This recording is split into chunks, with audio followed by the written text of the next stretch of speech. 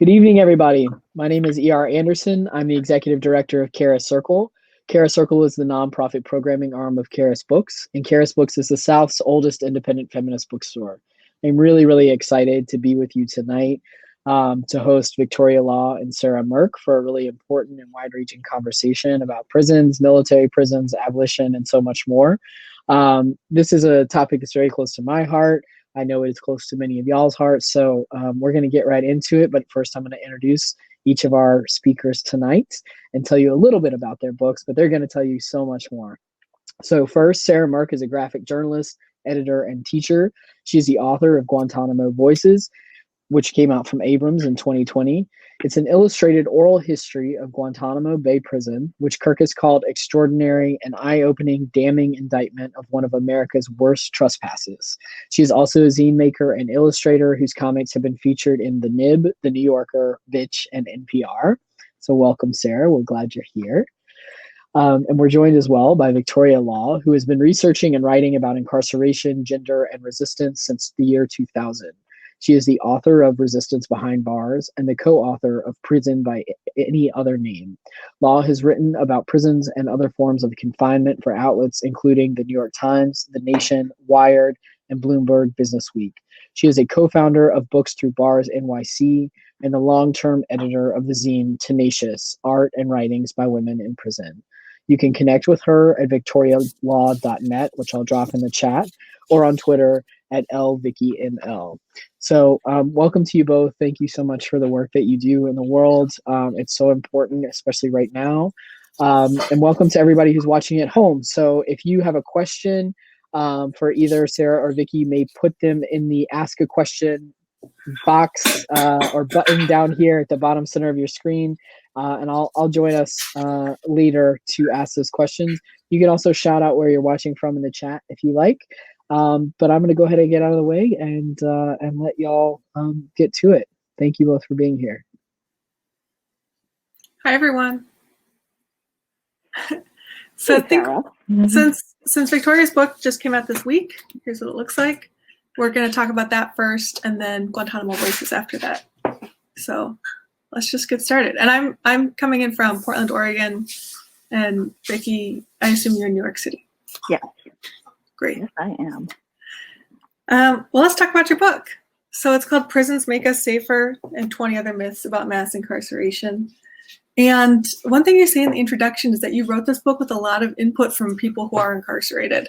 And I send mail to people in prison, and I know it's super difficult sometimes to get mail, even just like a letter there and back again. So how did you write this book with a lot of input from people who are incarcerated? Like, what was the logistics of that? So I did write this book with with the input of people who are incarcerated because I really wanted their experiences and their stories to ground this book. I mean, we're talking about myths about mass incarceration, and many of these myths are things that either built the policies and the practices that landed them in prison, kept them in prison, kept more funding going into resources that might have helped them either stay out of prison in the first place, or for people who'd been continually incarcerated would have helped them upon release, but then did not.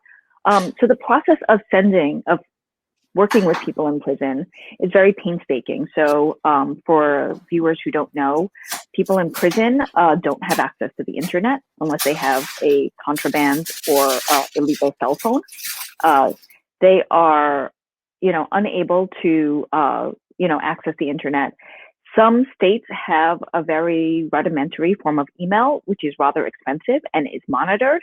And unlike email out here, where you send an email and the person gets it pretty much instantaneously, emails can be held for up to a week while the prison reviews them to make sure there's nothing in the message that they don't want to get out. Again, it costs money, so it's about the equivalent of between 40 and 50 cents per quote unquote page. So about 500 words or 2,000 characters. So it is actually not as much of a cost saver. So for the majority of it, I relied on old fashioned snail mail. So let me see if I can so so I would send in a letter and I would get a letter back that would look like this, that would tell you very plainly it was coming from a correctional facility.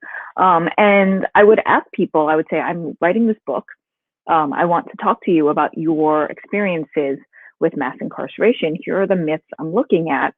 And then I would ask them what their experiences were. And some people I had already been in contact with for several years as part of other reported stories that I was doing, or people would get in touch with me for other reasons because they'd have heard of me through the prison grapevine.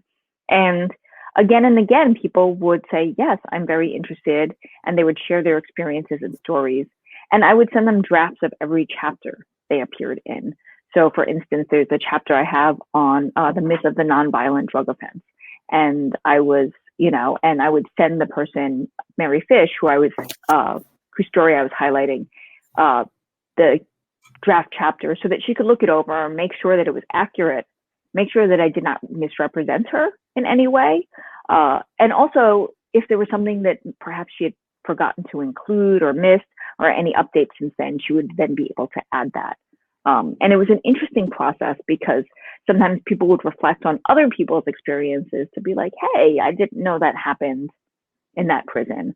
Or, like, hey, that's actually really similar to what happened to me that I never told you about. Or, I told you about, but you didn't include. But actually, that thing that happened to Mary happens all the time in this prison as well. So it was also a way for incarcerated people to see that what happens to them is not necessarily an isolated instance.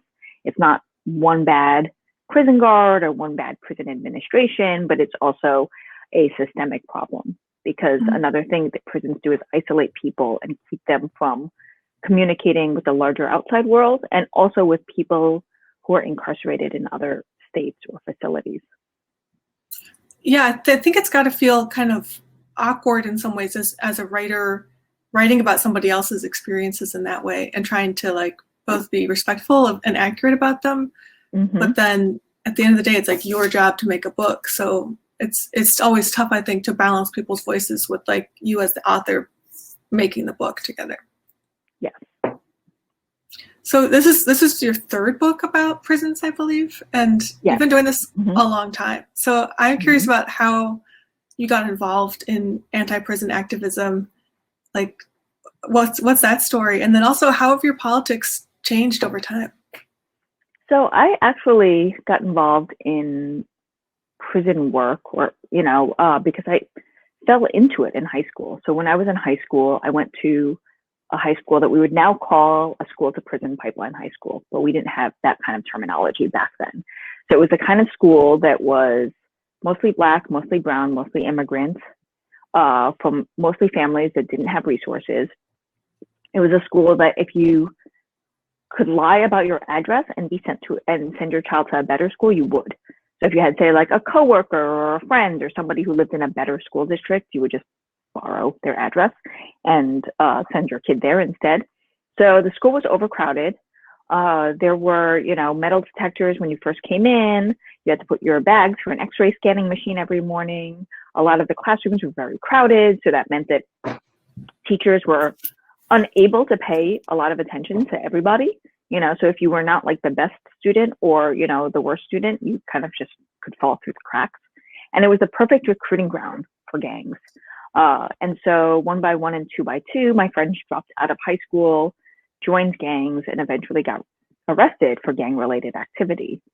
And here in New York City, which is where I am, we have a giant island called Rikers Island, which is devoted to jails. There are 10 jail buildings on that island, and 85% of the people who are there are held there pending trial. So they have not been convicted of anything.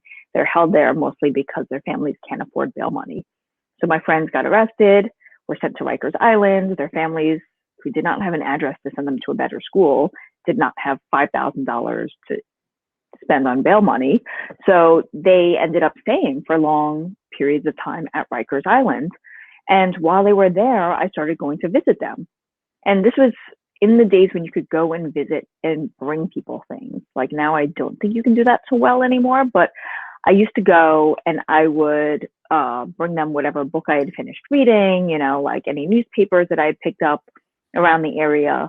And one of the things about prisons is there's a lot of waiting. You get there and you have to wait to be put on a repurposed school bus to be taken from one building to another. There is no just walking, from one building to another. And then you get to that building, and then you have to wait for your number to be called so you can be processed. And then you have to put all your belongings in a locker, and then you have to wait, upstairs to be, called for your visit. And you're not allowed to bring anything. So all of your belongings have to be put away. So you can't, and there's no television or anything to distract you. So what you do is you talk to the people around you. And that was sort of my first education in the ways in which prisons worked, because everybody there was Black, brown, immigrant. Everybody was there to visit a loved one who was poor, didn't have opportunities, obviously didn't have money for bail, and again had been failed by numerous systems, right? Like they couldn't get housing, they couldn't get a job, they couldn't get into drug treatment. There were all of these barriers to being able to just have a life that was sustainable and not criminalized. And at the same time, I started reading about prisons because I just wanted to know what this giant system was that suddenly was in my life and it swallowed up my friends. And that was when I started reading about prisons. And at the time in New York, there were a multitude of independent bookstores, kind of like Charis in Georgia, in Decatur, Georgia, that would have books about prison. So I didn't have to worry that Barnes & Noble wouldn't have this book or something else.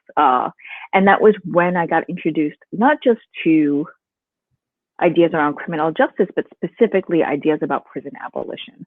So, thank goodness for independent bookstores, because we have that, I had that means of learning, and not just something that was like a dry criminal justice textbook or some sort of finger wagging policy paper that was like, you are poor because you are lazy, or you are criminal because you are lazy, but looking at systemic forces that were at play that were larger than just my friend made a bad decision, leading up to this moment, but also here are all of the systemic forces that come down when you were born poor, when you were born Black, when you were born, immigrant, when you were born, all of these other things that come into play that also propel people down this pathway. Mm-hmm. Yeah. So basically, since you were a teenager, you've been working on anti-prison activism, Mm-hmm. and it sounds like you always kind of started off as a prison abolitionist and have remained that way, or do you feel like you've gotten, more toward abolition over time? I think I started as a prison abolitionist, but I didn't have a good understanding of it. And I think the thing is so things like restorative justice, this idea that you have a process for accountability that centers the survivor's needs, was not really being talked about, at least in New York City in the 1990s and early 2000s. Restorative justice is a practice that is done by many Native communities and Maori communities, but is only kind of recently taken hold in non-Native, non-Maori communities.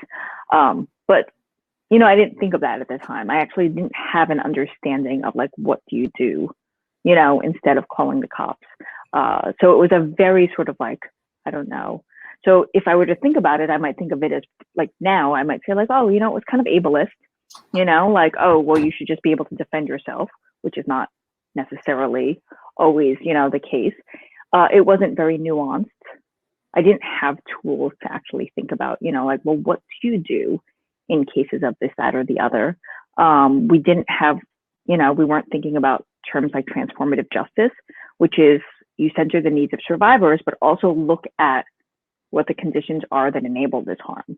So in the case of, say, rising attacks against Asian American people, it's not enough to say, the survivor needs medical care, they need trauma counseling, they need this, that, and the other. The person who did the harm also probably needs mental health care, probably also needs some very, very rigorous anti-racism, education or training. But also the conditions are, why do we have a narrative that Asians are responsible for the coronavirus and the government's failure to contain the pandemic? So that would be a transformative justice approach. But at the time, I didn't have any of those things. I just had this idea that, prisons in the ways that they were manifested were not the solution to societal ills. Everything that I was seeing, and reading about showed this again and again and again. People were not being made safer. They were this after effect of harm, that just caused more harm to people. but it didn't actually address why things were the way that they were. So I think that as an abolitionist, as a teenager, I was not very sophisticated. I was not very, bright, about these things. And I think that as I've grown, and also as more information has become available, I was able to then be like, oh, this is actually how this might look in practice.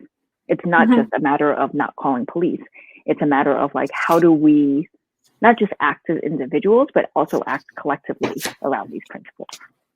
Yeah, and that really ties into one of the big foundational myths you bring up in the book, which is that, obviously the book is called Prisons Make Us Safer, but one of the way that manifests in one myth is that prisons keep us safe from people who commit murder or people who commit rape or people who commit acts of horrendous violence. And something you bring up in the book is that you hear from a lot of people who are anti-prison activists saying we don't need prison for everyone, just for the really violent people who commit these violent crimes. And that's something that comes up a lot in my conversations too, is there's definitely too many people in prison, but there are some people who belong there. So can you address how you talk about that in the book, this idea that prison is necessary for some people and prison does keep us safe from some people? Well, I want to note that prisons, again, are an after, a response after harm and violence has occurred.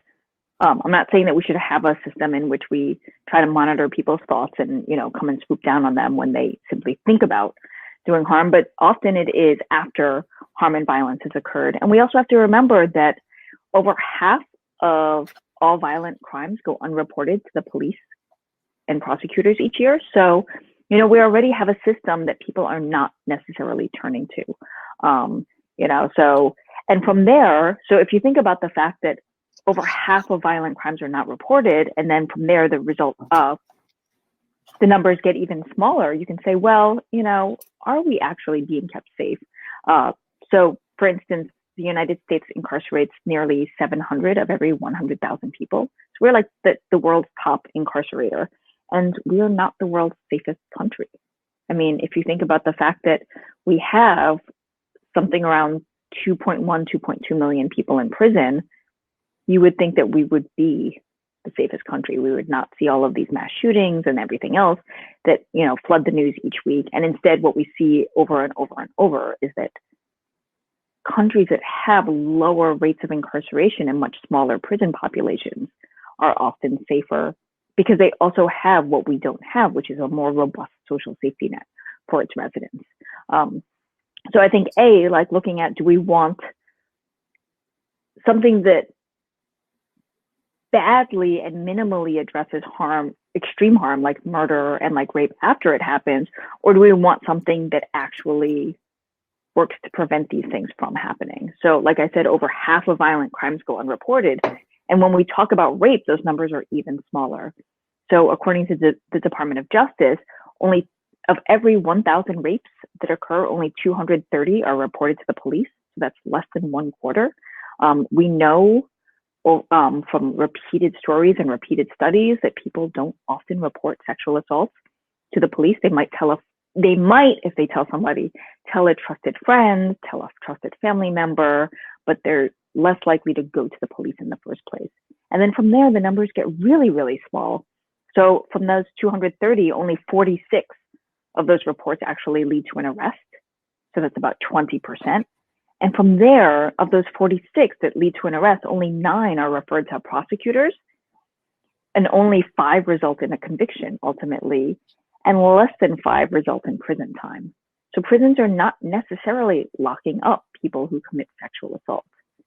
And if prisons acted as a deterrent, we wouldn't then see people like Harvey Epstein or Harvey Weinstein and Jeffrey Epstein and R. Kelly and people who have repeatedly sexually assaulted people and repeatedly felt like that they could do so with impunity because they felt like, well, I'm never going to go to prison. So we see again and again that prison is not a deterrent for people who have committed extreme and serious harm. And also for viewers who are thinking, thinking about this, think about how often somebody irritated you or annoyed you in the past week? And how many times you responded by punching that person in the head? And if the answer is, I did not punch that irritating person in the head, did you do so because you were afraid of getting arrested and going to prison? Or did you think about this and then be like, I'm not going to do that. That's just not a good response, or, I'm better than that, or I don't want to be bothered, but how many times did you not respond with violence to something? And then what was the thing that made you not do that? Mm-hmm. Yeah, I was really struck by the way you write it in the book, which I highlighted. And it says, again and again, we see that incarceration does not prevent rape or murder. If it did, the U.S. would have the world's lowest rates of sexual assault and murder, since it has the highest rates of incarceration.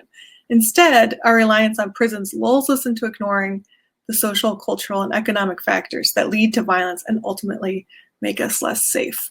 And so that was really striking. And one thing you talk about a lot in the book, you just keep coming back to it, is this idea that the prison system isn't broken. It's actually working the way that it's designed. So can you talk a little bit about that? The sort of shift in thinking from, what our society is messed up, this system is broken, we need to fix the way that prisons work, versus saying, actually, prisons are working the way that they were made to work, and that's a problem. So if we think about prisons, we're fed this idea that prisons either deter people from committing harm, or they incapacitate them and they lock away the bad people so that we can all be safe. But what we see again and again throughout history is that prisons work to sweep away people who are considered, to quote Ruth Wilson Gilmore, who is a prison abolitionist and founding member of Critical Resistance, surplus. So people who are made to be extra, or, not necessary or not needed. So we see this after the Civil War in the American South, is that after chattel slavery was ended, there were a rise in laws that basically lawmakers and white people could use to reincarcerate or take away the freedom of their newly freed Black people.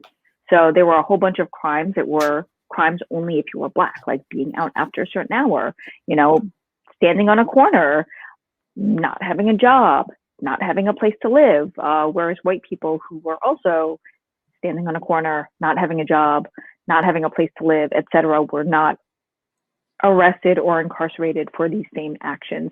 And so what we saw is a way for the state to re-exert its power of monitoring, control, surveillance, and ultimately punishment and a lack of freedom on the same people that it has always exerted that kind of control over.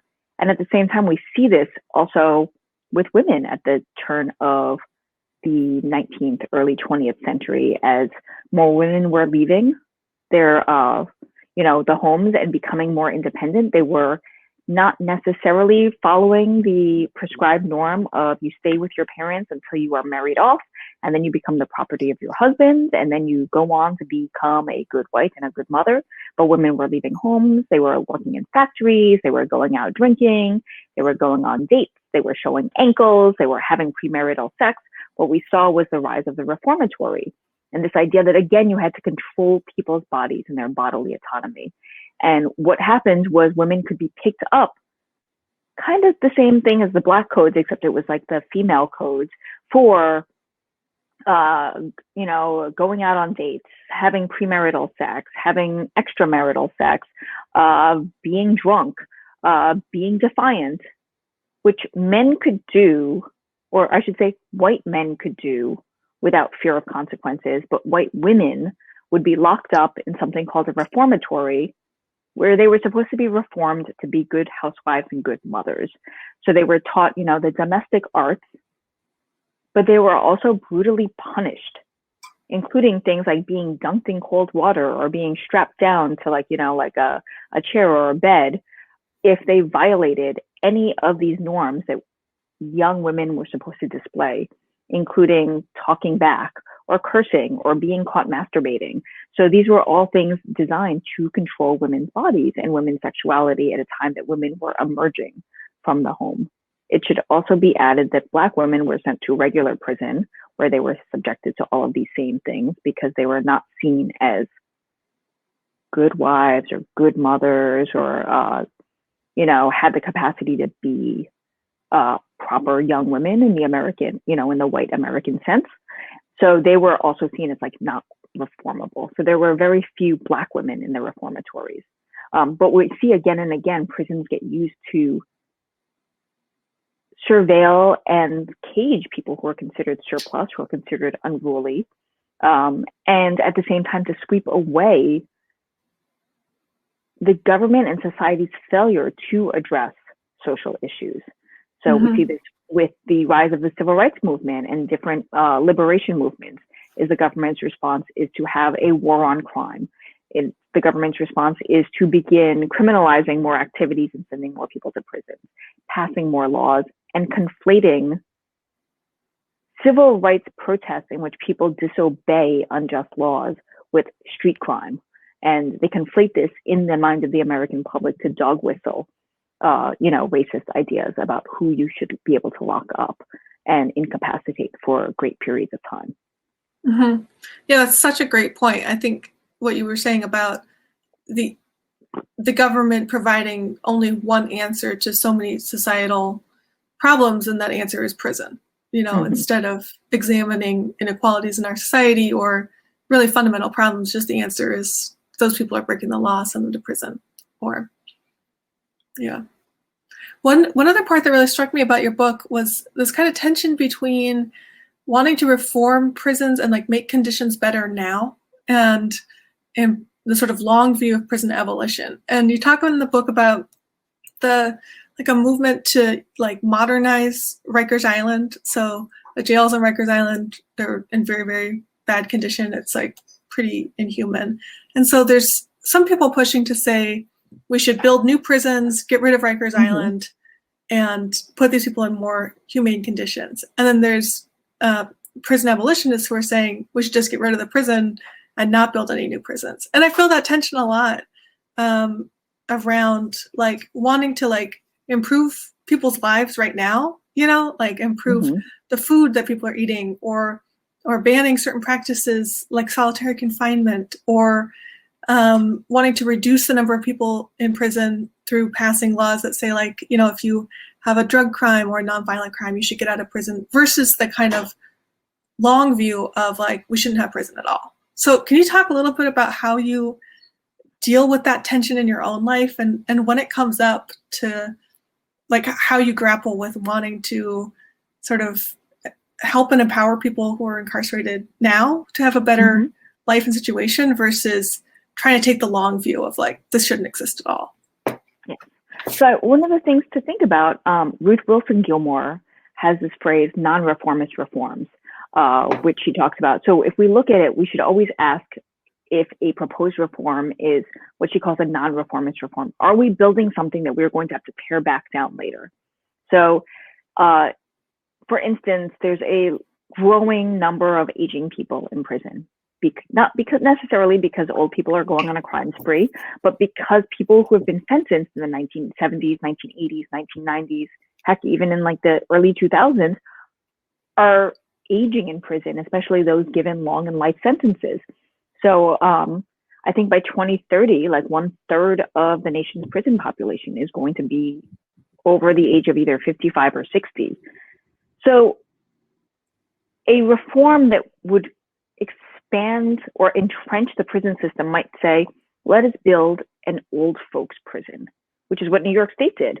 It repurposed a juvenile prison for older men in prison who have underlying health conditions. And this was the state's solution to the fact that older people with underlying and those with underlying medical conditions are more vulnerable to COVID. So instead of acquiescing to people's demands that there be an elder parole process to say, this person is age 55 or age 60 or age 70, has served 15, 20, 25 years of their sentence, give them a chance to go before the parole board and argue for that they have been rehabilitated, they have transformed themselves, they are no longer a threat to society, and give them the chance to do that rather than shutting them away for another 25 years and possibly having them get COVID and either die a very terrible death or be very sick for a long time and spread it to all these other people. And instead, the state's solution was, we're going to just build this old folks prison. So the idea of building geriatric prisons is the idea of a reform that we should not be fighting for. What we should be fighting for is to say, no, you should be fighting to get people out. If you're not going to get people out, then you need to provide for their needs. But we should not be fighting for, let's have a geriatric prison because, 1/3 of the state's population is going to be old and needs to be in an environment that is, wheelchair accessible, that's maybe not as loud and crowded, where, they don't have to like stand in long lines to get medication or their, meals. They might not be vulnerable to violence from younger people. So I think it's a question of asking, like, what do we need to do? But short term, I might say, in the meantime, we also need to make sure people are getting, say, their medications, or they're getting their, adequate food. So I think it's a balance, because what we don't want to do is say, like, yes, we have entrenched this, we have built this new prison or this new policy that says, you will be in some sort of cage or confinement, and that is the norm. But at the same time, you have to say, well, how do we address this in the immediate moment, which COVID presented this opportunity for state governments to say, hey, we could actually greatly reduce the number of people in our prisons because we can let people out safely, because we can figure out like release valve mechanisms at a time in which it is very greatly needed, because you cannot social distance in a prison. So we can say, like, hey, that 70-year-old has been in here for 25 years, has not had a disciplinary write-up, meaning that he has not had a ticket for any sort of breaking of the prison rules since 1983. His parole date isn't for 10 years. Why don't we move that up and, give him the opportunity to go home? And then sometimes we have to say, well, some needs are very immediate. And if you're going to do this, there needs to be policies like pregnant people in prison. I mean, when you were an editor at BIT, you and I worked on a piece about, pregnancy behind bars. And you cannot tell a pregnant person just not to have her baby, until prisons are abolished. But you can say, like, we're going to fight for your right to, for the prisons to provide, if they're going to keep you there, adequate and nutritious food. Like you have to get food that actually adheres to, nutrition guidelines for pregnant people. Like, it cannot be a bologna sandwich because people who are pregnant should not eat lunch meats. You cannot be fed the same gruel as everybody else and not be given any sort of prenatal vitamins or anything else. You should not be shackled, which, for viewers who don't know what that is, you are handcuffed. There's a chain that leads from your handcuffs to your belly. There's a belly chain for folks who ride bikes. That belly chain is about as heavy as a bike chain. So, and then from there, there's another chain that that goes to your ankles, which are cuffed together. So if you look at those old-fashioned movies of, chain gangs or people, on the coffle during chattel slavery, that's what that is. And in about half of the states in the United States, there's no laws or policies or regulations around shackling people who are pregnant when they are in labor, delivery, or postpartum childbirth recovery. So that's an immediate non-reformist reform that doesn't say, hey, we're going to build a special, maternity ward prison for you, in which only people in that ward get humane, non-medically invasive, non-medically threatening treatment, but to say there needs to be a law that says, if you incarcerate pregnant people, thou shalt not shackle. Thou shalt provide adequate and nutritious food, thou shalt provide proper OBGYN care. But also working towards saying, why are we incarcerating pregnant people in the first place? Why do we think that this is a good idea to have people being pregnant while they are incarcerated, or giving birth while they're incarcerated? What other alternatives could there be? Yeah, that makes a lot of sense. And you mentioned the changes with the pandemic, people being released from prison in a lot of states, like rather significantly large populations. So I was hoping you could talk a little bit about how have you seen both conversations around prisons change in the United States over the last 10 years, and specifically in the last year since the pandemic began? How do you think Americans are thinking differently about prisons? But I think in the last 10 years, people are more open to hearing about prison conditions. Like I remember early on when my daughter was, 5, 6, 7, 10, I would be at a birthday party for some other kid and parents would be sitting around and it'd be a bunch of parents I don't know. And, like one of them would turn to me and be like, oh, what do you do? Like, oh, who's your kid? My kid is that one. Your kid is that one. I'd be like, what do you do? And I'd be like, oh, I'm a journalist. Oh, what do you write about? And I'd say, I write about prisons. I'd be like, oh, that's nice. And I'd be like, yeah. The end of the conversation. And then I'd say something else. I'd be like, oh, I just finished a story about, pregnancy in prison. And did you know that, women are shackled? And they'd be like, yeah, that's nice. And then I'd like mention something else. And then they'd be like, I have to go check on my kid now. God. And so it was very much a conversation stopper because most people didn't want to hear about prisons. And then over the past 10 years, so my child is now 20, and it will be graduating, next weekend. So wow. This is how much time has elapsed. I no longer have to go to these parties in which I am shunned for, talking about prisons. But you have to go to your kids' parties where you're really not cool and you're like the old person. Oh no, I don't get invited to those parties. They're like, no, no parents allowed. But I think that one of the things that happened, is, there was a shift in perception around prisons as there was more media attention. There was a shift specifically around women in prison when Orange is the New Black came out on Netflix, because suddenly people, when I said I read about women in prison, they'd be like, oh, like Orange is the New Black. I'm watching that right now, or I just finished watching that. And then it was an opening point, to talk about prisons. So I feel like people started to become more receptive instead of just running away from me. And then I could start talking about, it was kind of like myth debunking, prisons make us safer. It's like Orange is the New Black. The Netflix show is actually not real, and 20 myths in that show. But you could talk about these things in a way that made sense to them. I'd be like, oh, what struck you about that show? And they would say, oh, this thing, that thing, the other thing. And we could talk about that and it would be more of a conversation than when people would just run away from me. Yeah, at least you have an in, yes. People care a little bit. Yes. And then over the past year, with the growing movement to the growing awareness and the explosion, not just the growing movement, but the explosion of organizing around defund the police, people are also looking at prisons as the related form of state violence that happens. So, people are killed by police, they are brutalized by police, but also they are arrested by police. And,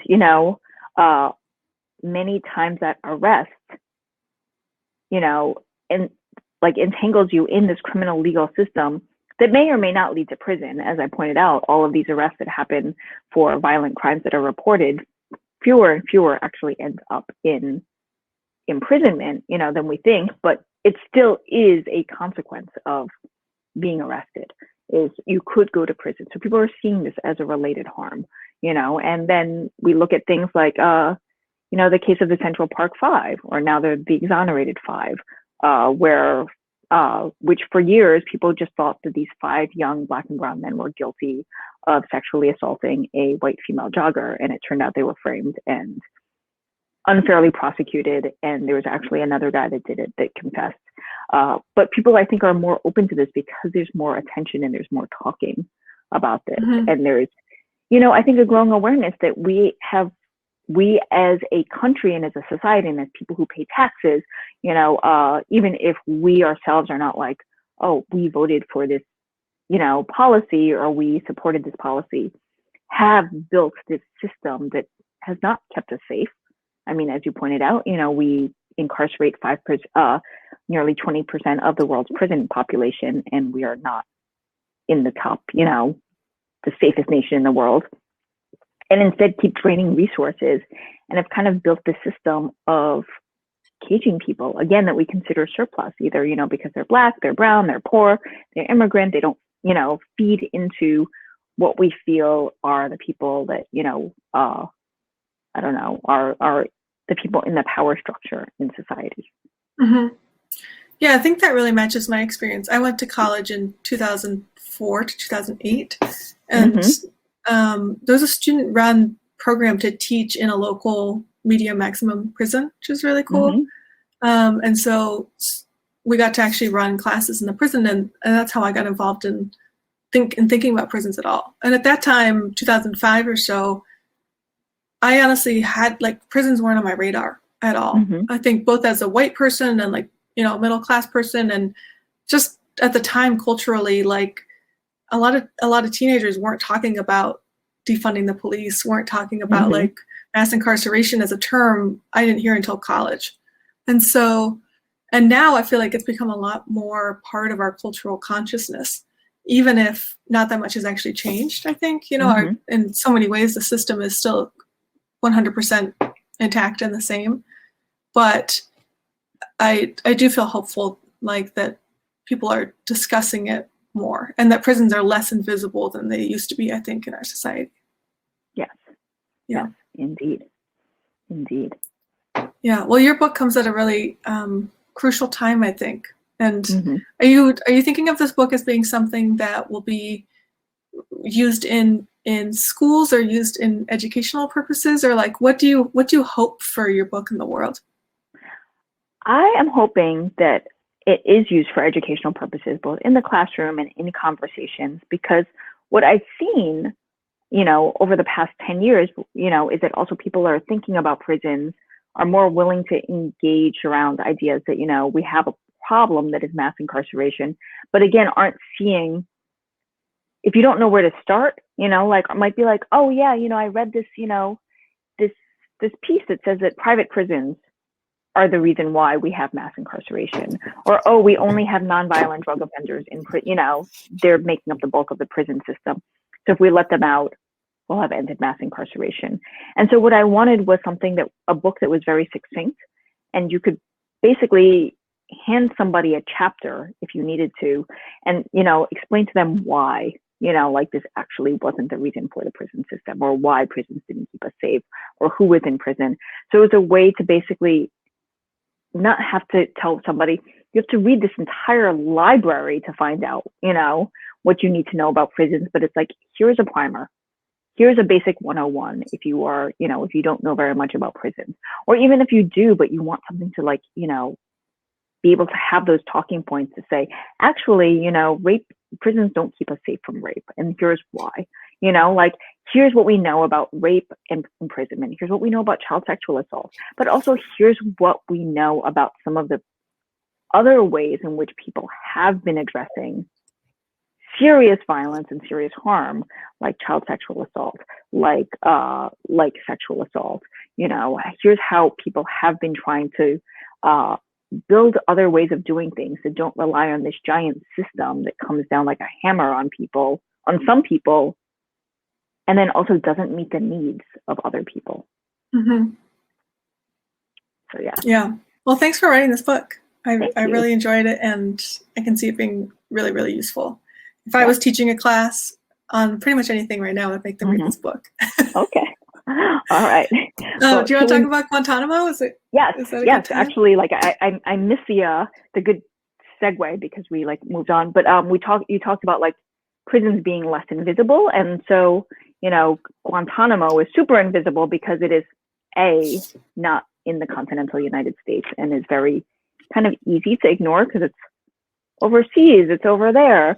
But it's also really easy to ignore because of all of the fears that have been built into who is in Guantanamo, you know, and some of the parallels that I saw between when I was rereading Guantanamo Voices and my book, and you know, like, and the myths about mass incarceration, is that, like, Guantanamo is justified by this prevalent fear of you know, of people, you know, and the people who are in Guantanamo are labeled the worst of the worst, even though your book shows again and again it's people who are swept up, who are not mastermind planners of terrorist attacks, but are, you know, dirt farmers, you know, who have been, you know, handed over because the United States offered a bounty for supposed terrorists.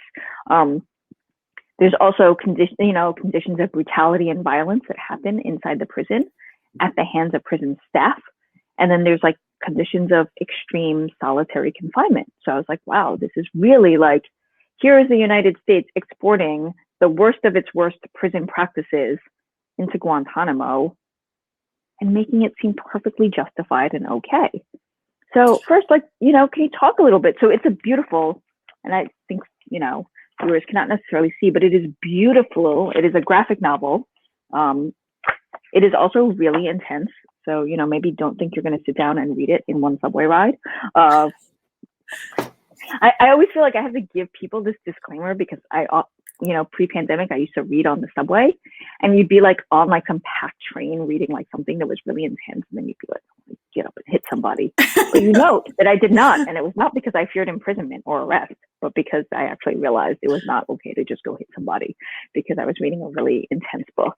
But talk about like, you know, like the process of putting together this book, you know, like it's really, you know, like you've interviewed numerous people, from people who had been detained in Guantanamo to, you know, people who had, you know, been part of the administration, you know, to people who defended folks who were in Guantanamo and attempted to get people out, you know, to people who are whistleblowers and really had their lives upended, you know, for trying to do the right thing. So talk about how this process worked, you know, and then also why a graphic novel? I mean, it's beautiful, it's wonderful, but talk about all that. The seed of this book was planted more than 10 years ago in 2008 when I was making zines at a studio here in Portland, and somebody next to me was also making a zine. And I just asked, like, what are you working on? And they said, oh, I'm making a zine about my experiences as a prison guard at Guantanamo Bay. And, you know, this person was like young and had tattoos and like a mohawk. And I was like, you don't strike me as a Guantanamo Bay prison guard. And they had been in the National Guard in Michigan and had been deployed after 9/11 to be a guard at Guantanamo Bay, and felt really conflicted about their experiences there. Felt like they were a cog in a machine, and in their words, felt like they were a guard at a concentration camp. And that really struck me. And we became friends and hung out a lot. And then they were invited to go on a speaking tour around England with a nonprofit organized by former Guantanamo prisoners, which is called Cage. And I didn't even know that. I hadn't really thought much about Guantanamo at all. To me, it had just been a headline. You know, I was 22, and Guantanamo, I'd seen that one photo that is very famous of when people first arrived at Guantanamo as prisoners. There's a photo that was taken of them like shackled. They've got hoods on. They're in orange. They're kneeling on the ground. They're behind a fence. And to me, that was the only picture I had in my mind of Guantanamo. So the idea that like, oh, those are actual people, and like they're out in the world now running a nonprofit blew my mind. I hadn't thought of that possibility. And so I was able to go along with this former veteran named Chris and the former prisoners on their trip around England, doing a speaking tour about their experiences in Guantanamo. And just every night them talking about what they had experienced at the prison made me really feel like this is one of the huge human rights violations of my time. You know, when I was growing up as a kid, I would read about in history books what the incarceration of like Japanese Americans during World War II, and thought, you know, if that ever happened in my lifetime, I would definitely stand up and say something about it. I wouldn't just let it happen. And I really felt a parallel to that in Guantanamo, because at Guantanamo, there's like 780 people from around the world, all men. 778 of them are Muslim men from various countries that we've incarcerated without trial, sometimes for 3 years, 5 years, 10 years, almost 20 years now. And so once I went on that trip and got to meet these people who have been incarcerated there, and like they're funny and smart and interesting and have families and dreams and are not like the worst of the worst people who, as the government said, are going to chew through the lines of an airplane to bring it down. I just thought, oh, I have to help change the narrative around Guantanamo. And how do I do that? And at the very beginning, I thought of it as a graphic novel because, for a couple of reasons. One is I feel like comics have a unique power to reach a broader audience. There's like a dozen books about Guantanamo. This has been widely reported. All this stuff is like in the public record, but a lot of people aren't going to go out of their way to pick up a big, dense book about Guantanamo, in part because it's such a depressing topic. Like it's not a happy thing to talk about. So how do you actually get people to care? How do you get people to read about this? I think making it a comic helps bring people in that way. And then also, I love the power that comics have to help make the invisible more literally visible, So being able to draw these people in these places, what they're wearing, what they're eating, like what their face looks like, I think helps make them real and helps build empathy with readers and helps just make this place seem real when the government has tried to keep it hidden and has largely succeeded in that. And so, so for the book, I interviewed 10 different people who have different experiences at the prison, from people who are in the military to defense attorneys to whistleblowers. And then each chapter is a different voice, and it's illustrated by a different artist. So each chapter has a different visual voice as well. And that was the idea for the book, and it came out in September of last year. And before I get into the what is the how is the book received, especially because Obama started his tenure saying that he was going to close Guantanamo, and then obviously the place is still open.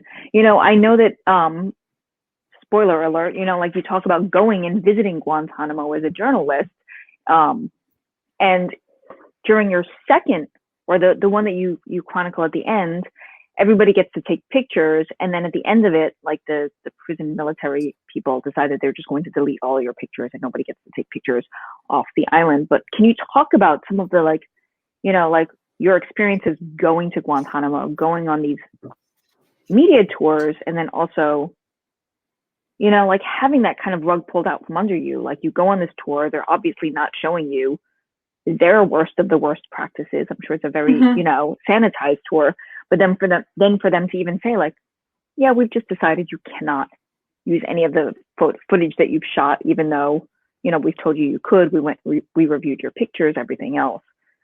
Yeah, I think there's so many parallels to visiting like a regular American prison. The design of the prison at Guantanamo is based around a supermax prison in the United States.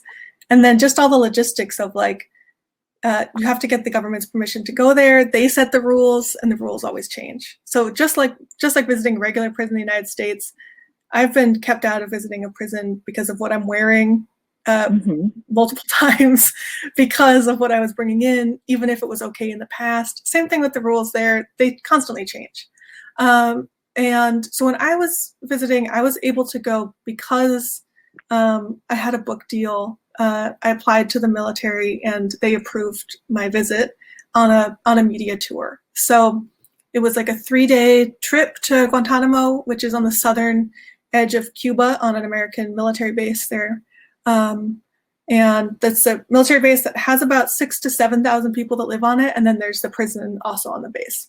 And so you can only get there from the military says you can go. So it's not something like a regular journalist can just go to without the military signing off on it. And that's problematic for a whole bunch of reasons. And then even when you go, you're not allowed to talk to any of the prisoners. And so unlike in American prisons where you can hopefully at least correspond with people who are incarcerated, at Guantanamo, you can't actually talk to people who are imprisoned there. You can only talk to people who have been released if they're up for talking to you and feel safe enough to do so. So I went in April 2019 on this 3-day tour, and definitely the word that comes to mind is surreal. So it's an American base, but it's in Cuba, and when we went there, it feels just like a small American town. So the base at Guantanamo has like a McDonald's, it has a high school, it has a bowling alley, it has a grocery store, it even has like a gift shop where you can buy Guantanamo branded merchandise. When I was there, the library on base was hosting an escape room, like non-ironically hosting an escape room to like boost morale on base.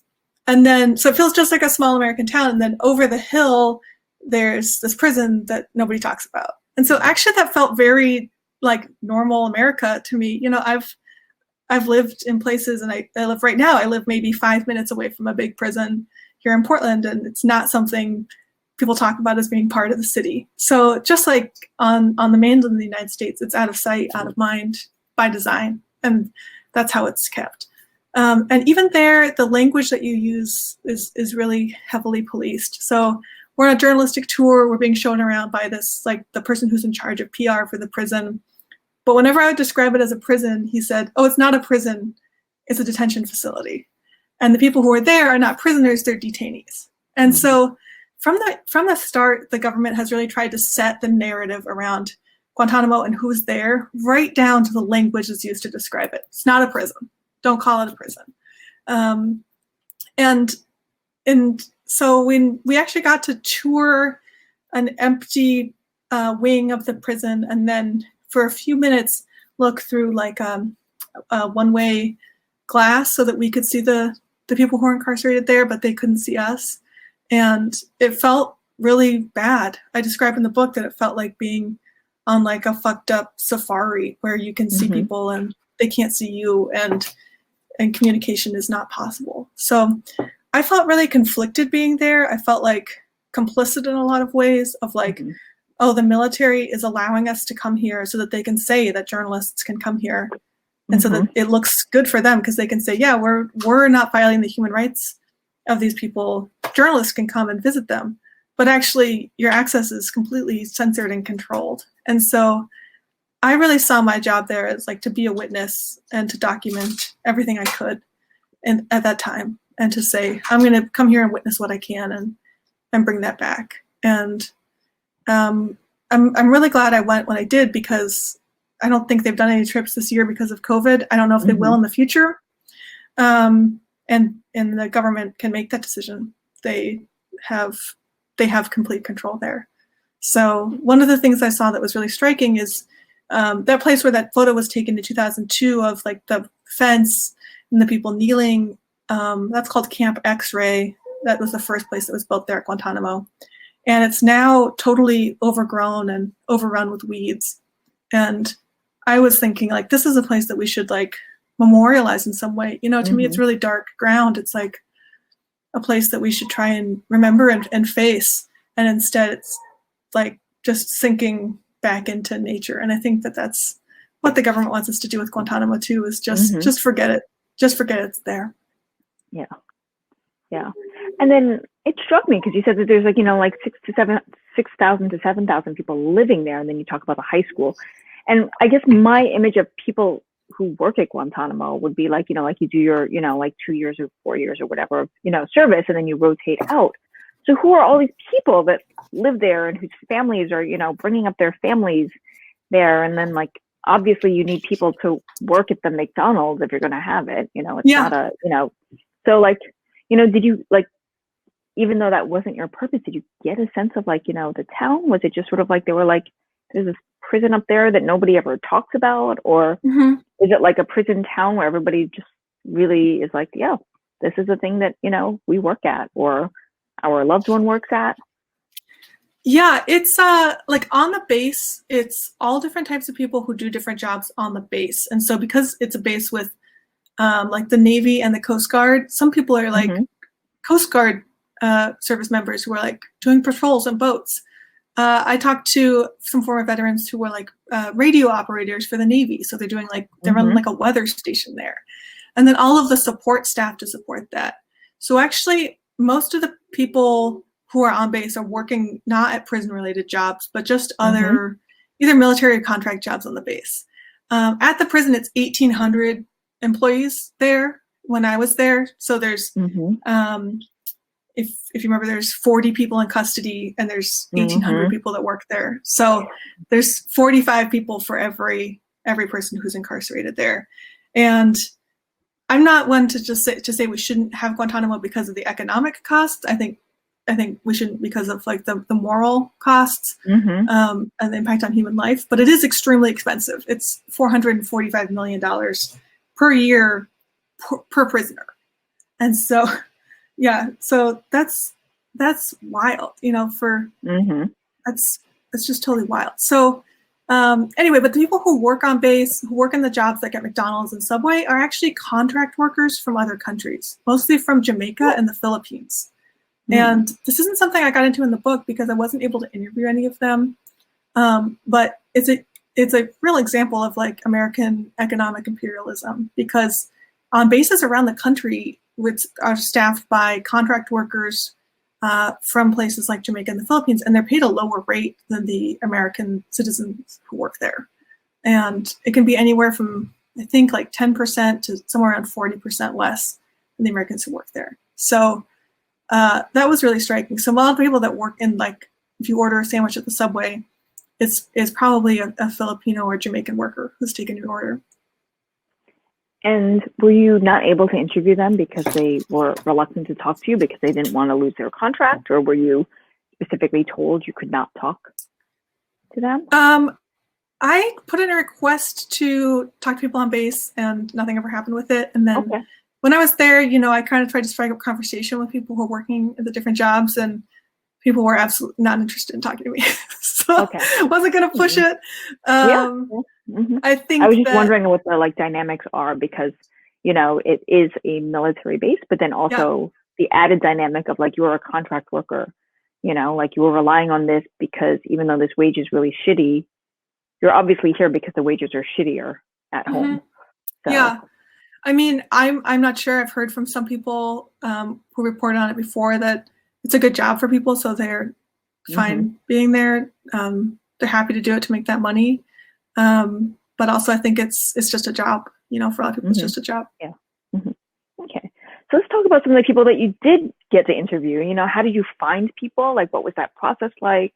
I was really taken with your account of Matthew Diaz, who worked at Guantanamo and tried to be a whistleblower and had that come back and backfire on him. And had his, his military career upended and his pension taken away and everything else, but how did you find people who were willing to talk to you? And were there people who were reluctant or didn't want to talk about their experiences at Guantanamo?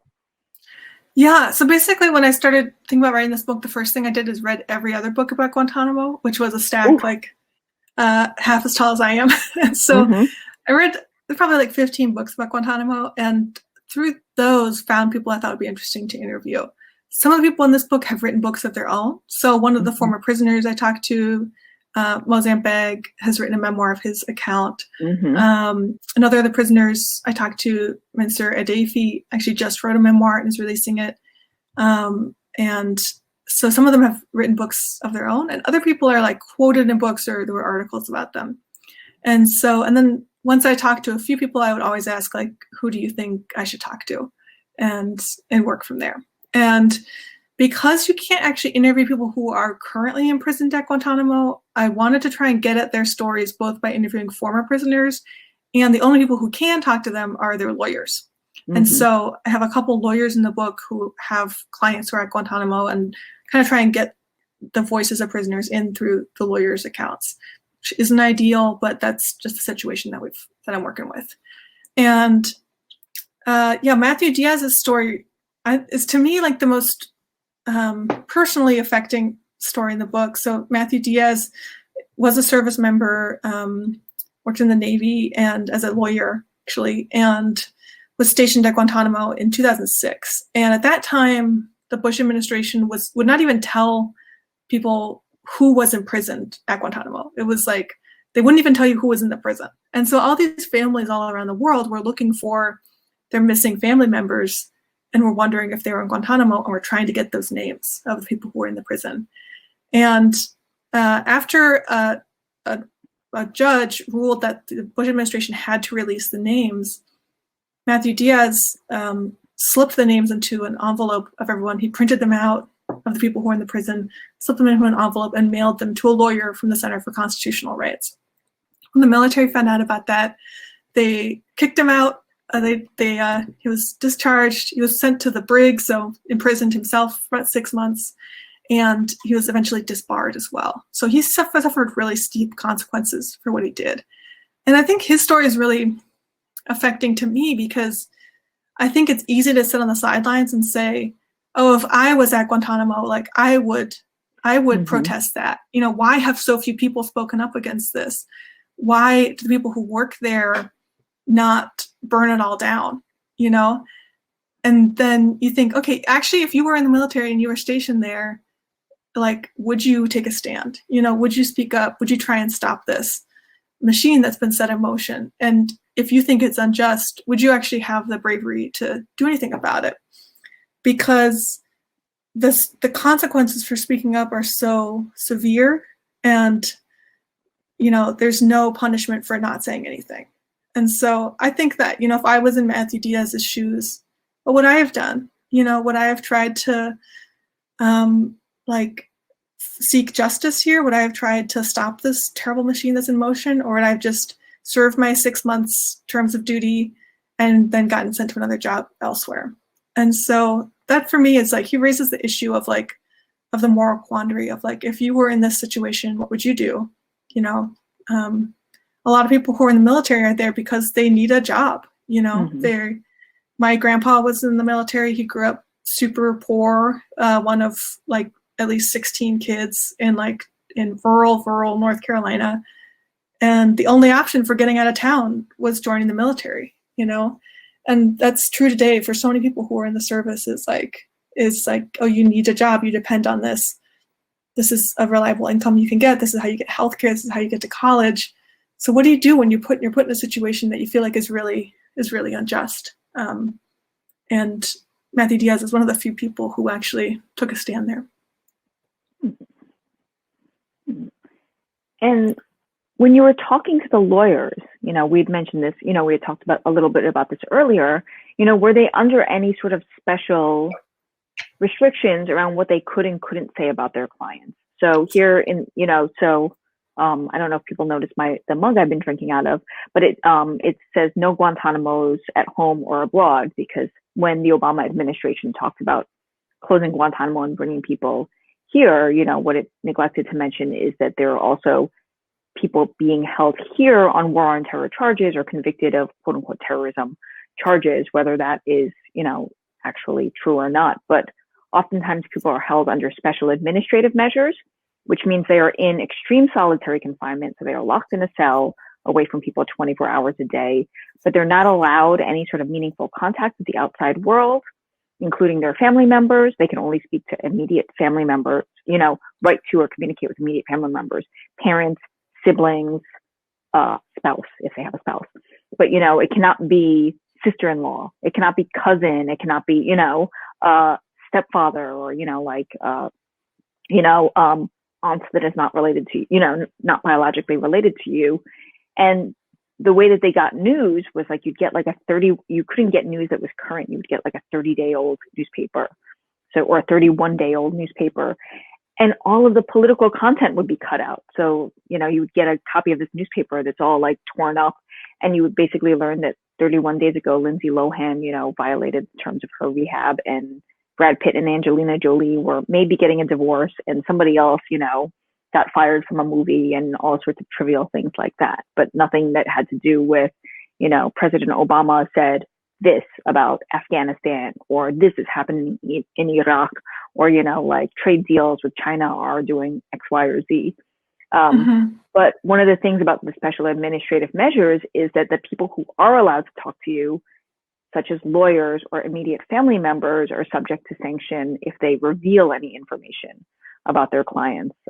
Most famously, Lynn Stewart was imprisoned for a number of years because she had released a letter from her client, basically letting his supporters know that he was okay. You know, he was in ill health, but he was okay. He was not dying.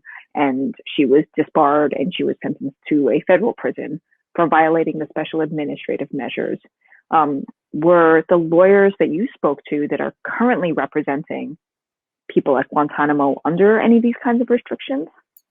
Yeah, they can't say anything that's classified. And what's considered classified material, it can be pretty broad, and that's determined by the government. So I think the lawyers are often frustrated by that measure because it means they can't talk about a lot of the facts of the case, especially if they're, you know, what specific charges are against their clients, like what the government says they did. oftentimes that's classified. And a really great podcast series about Guantanamo is called The Other Latif by Latif Nasser with Radiolab. And he talks to one of the lawyers who's in this book as well, Shelby Sullivan-Bennis. And you can hear on the tape there her constantly saying, I can't talk about that, that's classified, that's classified, that's classified. And it's a bad situation for a lawyer to be in, where they can't tell a journalist or the public like about some very basic facts about their client or the case at hand.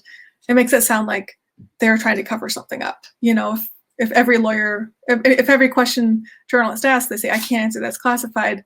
That's not their decision. That's the government's decision to say it's classified. But if they don't abide by that, then yeah, they could be thrown in jail as well. They could be definitely removed from representing their client. So in this case, I said, you know, whenever I talk to somebody about something that's a tricky ground, whether it's, you know, personal trauma or legal debates, I always say, like, you know, just tell me whatever you're up for talking about. And if there's anything that I ask that you can't answer or really don't want to answer, that's fine. Like, we can work through it. So don't feel like you're under any intense pressure to answer all of my questions. You know, I always think as a journalist, there's a real power imbalance, because I'm the one who's writing the story and I'm the one who's choosing the quotes to use. And so I always try and approach it with a mindfulness around the person who I'm talking to can feel really nervous and really on the spot and is doing me a favor by talking to me. So I try and be respectful of that. And then go ahead. I was going to say, is it question time? Oh, one last question then. Okay. You know, like, so this is a really intense book. Like, so, you know, I got it during the pandemic. So I guess two quick questions. Like, so you put out this book, you know, during the pandemic when everybody's like stuck at home, you know, so you don't get to do a traditional book tour. You don't get to do any of these things. So how has the book been received? Also, like, it comes out like during this time when everybody's just like, am I going to die? You know, like, so how has this book been received? And then also I was going to ask you, like, what, you know, like, because it's so intense, what was your self-care looking like when you were like going through all of these interviews and pulling out what you wanted to use, and then going back to the interview and being like, do I need something else? And hearing these horror stories over and over and over again, you know, because as journalists, we know, like, we have to keep going back into our interview. It's not like you interview once and you're like, great, you know, we hit play, you know, and it's done. But also, like, being like, do I want to use this terrible story or that terrible story? I did not have good self-care. That's the short answer. Bad self-care while writing this book. I mostly felt like I have to get this done, and it's a huge responsibility, and I felt extremely stressed out for about an entire year. And, you know, I mean, everyone else got stressed out in the world when COVID hit. But honestly, it was just like the same level of stress continuing. I had been about that stressed out for the last year. So no change. I have in the acknowledgements, I think my partner, Ben, who said I should have gone to therapy while writing this book. And he was totally right. I would say if you're an author and you're working on really a book of any type, it would be super helpful to go to therapy and have someone to talk to about that rather than feeling all alone. But the only thing I did to help me get through this book was I started a project where I was drawing a zine every day for a year. So while I was working on this book, I would take an hour every day and write and draw a zine. And that was really helpful because it gave me somewhere to write something fun that didn't have to be perfect, that was just whatever I wanted it to be, that didn't have to deal with like torture or history, and could just be about sandwiches or dogs or whatever else I wanted to think about for an hour every day, and put that out in the world and have something to share with people. So having that project of making a zine every day for a year was super helpful to feel connected to the world, to help process my feelings, and to help get it out there. That being said, it was extremely stressful, the whole process, and I am grateful for getting it done. And I really just felt like a huge responsibility of, like, all these people are trusting me with their stories, and I hope I do them justice, and I hope that it makes a difference, you know? I think people, because Guantanamo has been open since 2002, it's been going on for a long, long time. And a lot of people are like sick of talking about it. You know, a lot of the former prisoners, there's not that many former prisoners who talk to media, because why would you want to talk about the worst part of your life over and over and over again, especially if it doesn't seem like anything's going to change, you know? So I think people who were released from Guantanamo maybe at the beginning felt like, oh, I'm going to tell my story and get it out there, and then things will change. And now after 19 years are like, why would I bring up my trauma again if no one's going to listen? So that's tough. And then, yeah, for the book release, I was going to do like a national tour and like travel around talking about Guantanamo for 2 months, and instead just did a couple Zoom releases, which was sad because I think that, you know, it's really, really a crucial time right now to get people talking about Guantanamo.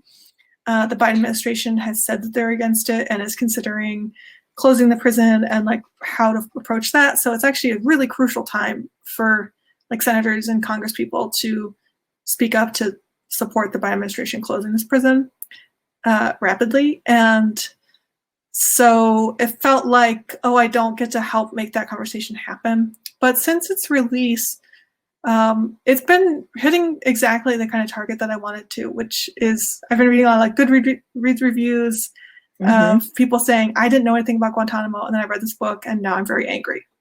And that's where I want people to be. I want people to say, this book is really for people who like don't know anything about Guantanamo, or, you know, heard about that and they're like, isn't that a prison?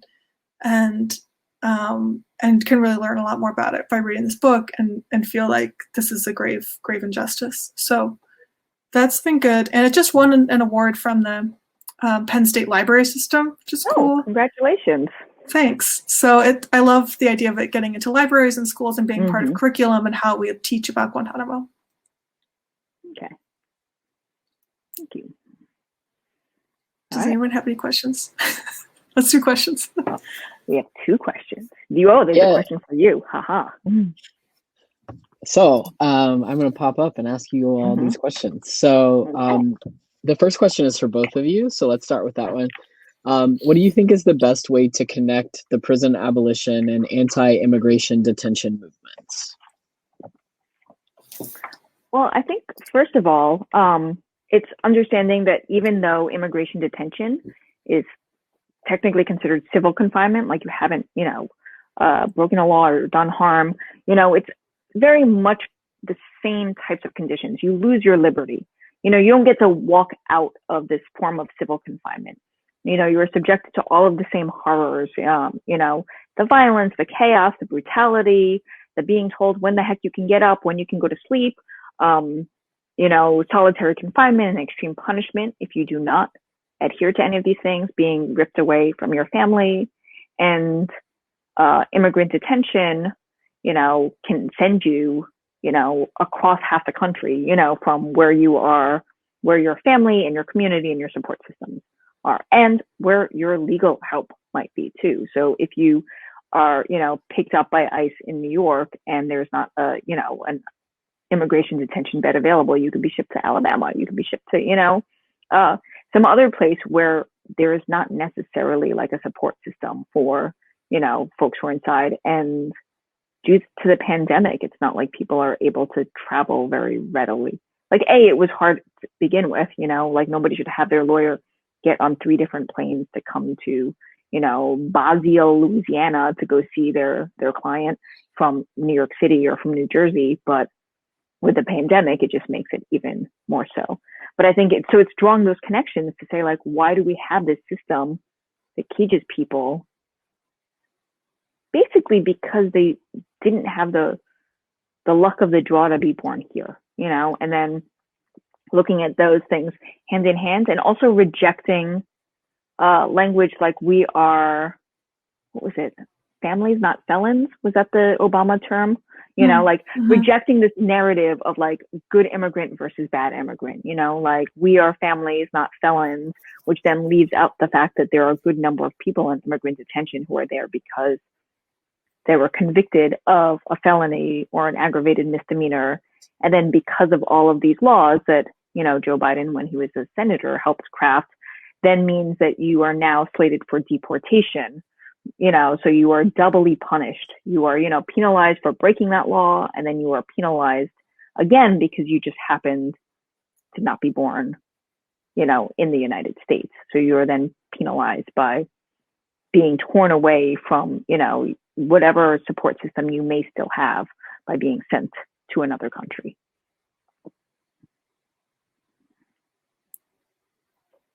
Yeah, I think that's all spot on. The only thing I would add is, when Obama was in office, I was reporting on the Secure Communities program, which is something that linked local police to immigration authorities, so linked local police to ICE. And Obama's line on deportations was always saying, we're only going to deport people we're going to prioritize deportation proceedings for people who are criminals, who are arrested or convicted of crimes. And I think a lot of people said, okay, that sounds good to me. I don't, because people who are incarcerated are so stigmatized in our country, a lot of Americans who I think would describe themselves as pro-immigration said, that sounds fine to me. But then what we saw in reality was police arresting people for things like having a suspended driver's license because they weren't able to renew their driver's license, or running a stop sign. All of the kind of crimes that people of color get picked up for at higher rates than white people, and then those crimes being used as the justification to deport them. And so in that situation, I really saw the link between the sort of anti-prison rhetoric, sort of the dehumanization of people who are in prison, and the dehumanization of immigrants in the same breath. I think a lot of people, just as a follow-up, really don't know, especially young people, don't understand that ICE has only been with us since 2002, and that it is a direct result of the post 9/11 climate. And I think, the linkages between ICE and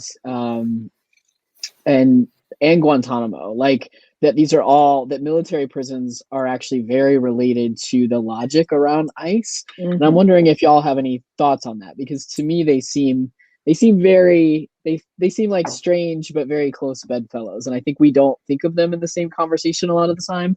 But in order for us to be successful in dismantling ICE, it feels like we really need to also be thinking about them in the context of these other military detention facilities where we are holding terrorists, right? Because the logic of deporting criminals is that some of them might be terrorists, and the logic of detaining people indefinitely is that some of them might be terrorists, right? So to me, it feels like all wrapped up in this idea of these nefarious bad actors, right? That are plotting horrible crimes when, as you said, that's not the reality of the situation, but it all feels like part of this large myth making and Islamophobia and all of those things that then has this trickle down effect on all kinds of people who have immigrated to the United States from many, many different places. Yeah, I think, it can be really hard to get people to care about Guantanamo because there's so many other things going on. Why should I care about Guantanamo when the police in my city are killing people? It seems like a separate issue. But I really see Guantanamo as a watershed moment where it has affected our entire culture and our entire legal system. So in Guantanamo, we created a separate system of incarceration and quote unquote justice for people who are non-citizens. Everyone who's incarcerated in Guantanamo is not a United States citizen, and they're detained in prison, aka incarcerated, indefinitely without charges. And so I think when as a society you say, that's okay, it's okay for us to incarcerate non-citizens indefinitely, then that affects everything about our systems. I think there's very clear parallels between having that separate system of incarceration for non-citizens and having ICE detention and people held indefinitely in ICE prisons.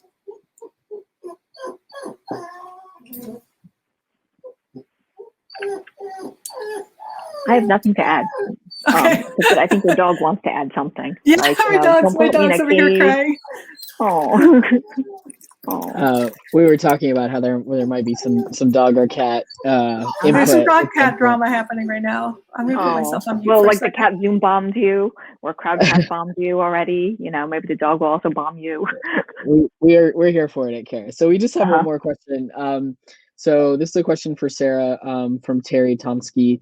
Can you talk about how you picked or found the artists to do the different sections? How did these illustrators react to the testimonies? How were the different styles important to the book? Yeah, I work as an editor at the Nib, which is a comics publication where I publish political comics and nonfiction comics. And so I had a lot of experience writing and editing nonfiction comics before working on this book. And I knew when I was hiring artists for this book that I wanted to be all artists who have experience writing and drawing nonfiction comics, which might sound kind of basic, but a lot of cartoonists either do fiction, so like fantasy stuff, or do the kind of like single panel illustrations that don't work sequentially. And because this is such a complex book, I knew I wanted people who had experience with that nonfiction comic storytelling. And everyone who I hired for the book is someone who's done work for the Nib before. So they're most people that I had worked with at the Nib and really, really liked. And some of them who I hadn't worked with, but I'd read their comics on the Nib and just thought they'd be really good for this book. And I thought that it was really important to have a diversity of styles in the book. Some of them, just like people's art looks really different throughout the book. Because I wanted to distinguish between the different voices that were being shared. I wanted, as you're reading the book, to feel like, oh, this is clearly like 10 different voices that I'm reading. It's not one perspective, but it all adds up to a history, to an understanding of this place. And something that we kept consistent throughout the book is the color palette.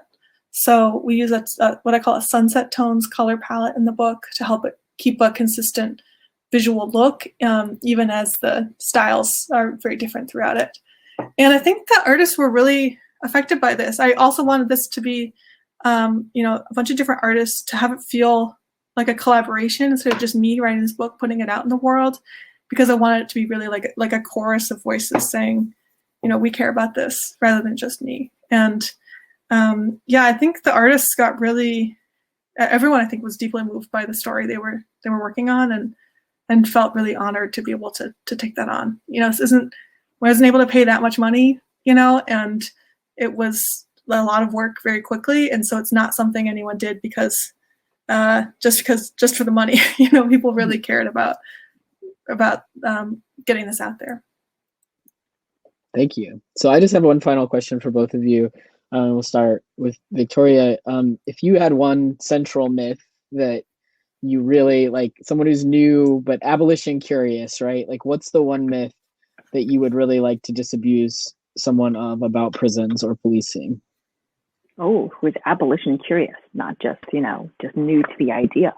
That prisons are the response that we need to address harm and violence, that there are, no other responses. So I would want people to know that there have been long-term efforts and newer efforts to address harm and violence, particularly in marginalized communities and communities of color that don't rely on the same punitive systems of policing in prisons. So it's not like, oh, we're going to build a mental health jail because people have mental health issues, or we're going to, lock everybody away in this kind of a thing. But people have always been trying to figure out, like, how do we respond to harm and violence, and how do we prevent it from occurring in the first place? So, I mean, there's a whole host of resources that I list at the end of my book, around restorative justice, transformative justice, some other books in which people really do a deep dive. There's a new website called 1 Million Experiments that people can look up, to see what people are doing, in real life, in practice around these kinds of issues. So it's not that people are thinking abolition, but, we haven't come up with scenarios and solutions in which to actually practice everyday abolition.